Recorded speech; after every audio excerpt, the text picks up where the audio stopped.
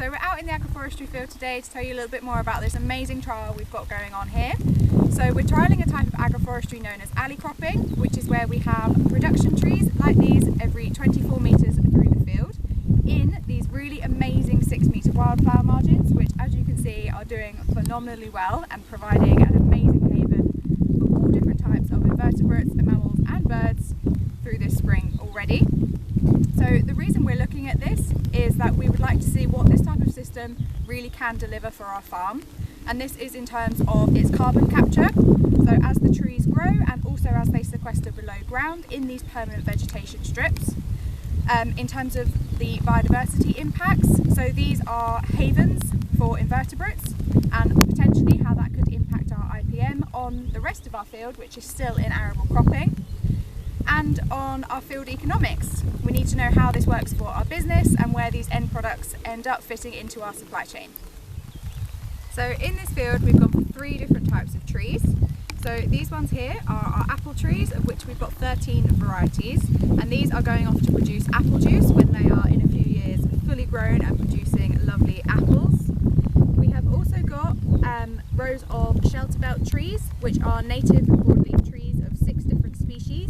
These aren't production trees, but they will provide extra benefits for biodiversity in the field, and they also provide a windbreak. They're all fast growing and they will just stop that wind coming and damaging any of our production trees.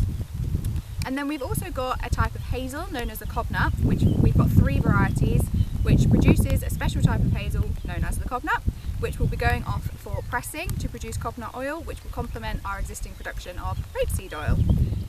So once we planned what types of trees we wanted to go into this field, we had to plan how it was going to work for the field and for our business. So as I said, we put in these amazing 6-metre margins, and these provide a lot of different benefits. So they provide an understory for the tree canopies, which will help keep invertebrates ready to pollinate our apple trees for control of any aphid pests, and also into our arable cropping. We've given them a really wide strip of 6 metres, which is a little bit unusual, and the reason we've done this is just to make sure that we're giving the trees a really good buffer from any arable operations. Our contractor is pretty good, but we just definitely want to make sure they're not going to be anywhere near any of that. And also gives us a little bit of room to travel, so if there are times that we need to get on the field to deal with the trees, we don't need to trample the lovely spring barley that's growing up next door. We can come down these margins in our little ATV and see to them without interfering with our arable crop too much.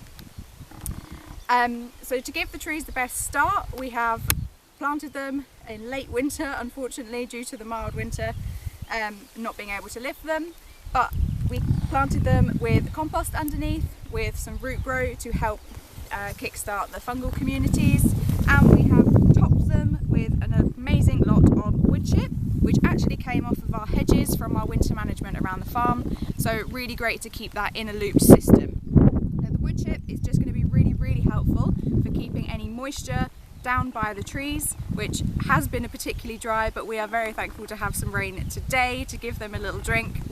And also to help keep the weed competition just away from the base of the tree. These margins are fantastic and established very well, but they will compete a little bit with the trees as they're getting established. So we're just keeping them a good base away from the tree.